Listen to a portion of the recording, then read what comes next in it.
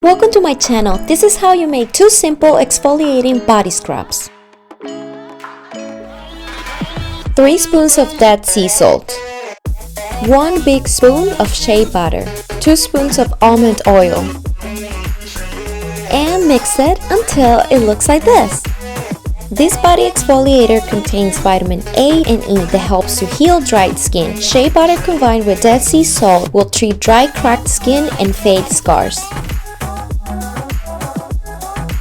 4 spoons of coffee, 1 spoon of honey, 3 spoons of almond oil, and mix all together. Coffee is one of the best exfoliating body scrub for any skin type. It provides a full antioxidant pack, improves circulation, and softens your skin.